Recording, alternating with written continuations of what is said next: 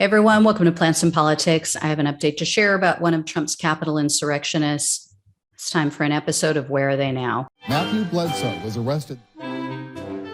Patrick Montgomery was in court. Jonathan Manapa will stay in federal custody. No, I don't take responsibility at all. 34-year-old South Carolina resident Andrew Hatley has been sentenced. Hatley was seen in photos and on surveillance video inside the Capitol. He was wearing a gas mask and a cowboy hat. But following the attack, Hatley tried to pretend that the photos were of someone else. He wrote on Facebook, quote, "It has come to my attention that there was someone who looks like me at the Capitol. I'd like to set the record straight. I don't have that kind of motivation for lost causes. I just don't care enough anymore. Certainly not enough for all that." The problem was that Hatley had sent several photos to someone that he knew, including selfies that he took inside the Capitol. That person shared the photos with someone else who then shared them with the FBI. So the FBI spoke with both witness 1 and witness 2, and they confirmed that, yes, the photos did in fact come from Hatley himself.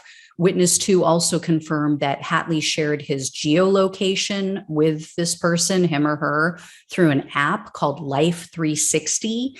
And that app showed that Hatley was in fact at the Capitol on January 6th. So when the FBI reached out to Hatley, which was on January 12th, Hatley told the investigators that he wasn't quite sure how much he should say because he could be in a lot of trouble. So didn't deny it, but said, yeah, I'm thinking maybe I need an attorney present. So Hatley was arrested on January 19th. And because he wasn't violent and he didn't destroy any property, he was charged with the basic 4 misdemeanors: entering a restricted building or grounds, 2 counts of disorderly conduct, 1 count of parading or demonstrating in a Capitol building. And he was looking at up to 6 months in prison, thousands of dollars in fines. Well, in September, he took a plea deal. He pleaded guilty to the parading charge, as so many others have. And in regard to the plea agreement, he said, quote, "This seems to be the least bad option. I appreciate the government putting me in a position where I can still work. My job is all I have." So Hatley's attorney was seeking a sentence of probation only. Prosecutors were asking for the judge to order 2 months of home detention. At the sentencing hearing, Hatley told the judge, quote, "I forget the author that said it, but a saying that stuck with me is, that which is most personal is most universal. If that's true, then whatever you throw at me probably isn't enough.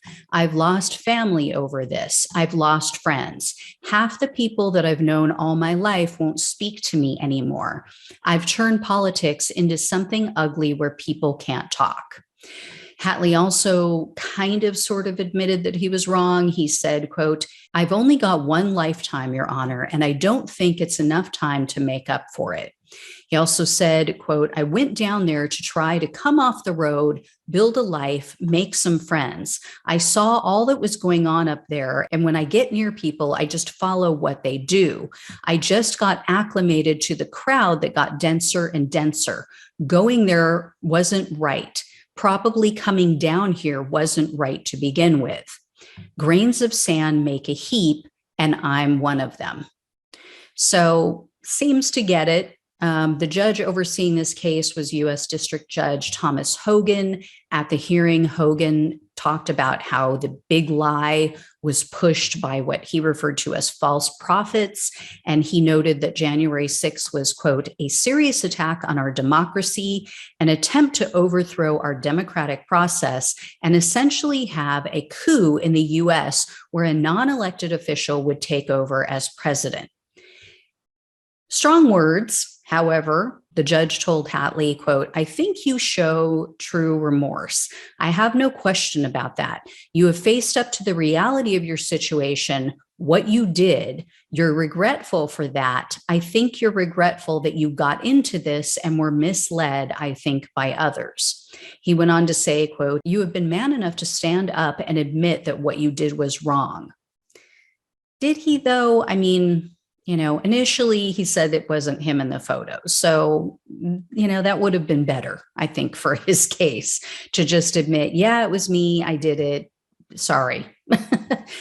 Anyway, because Hatley was in the Capitol for only a short period of time, because he apparently cooperated with the FBI after he got caught, and he has no criminal history, and due to the fact that he's a long haul truck driver, Judge Hogan didn't feel that it was appropriate to order home confinement for him.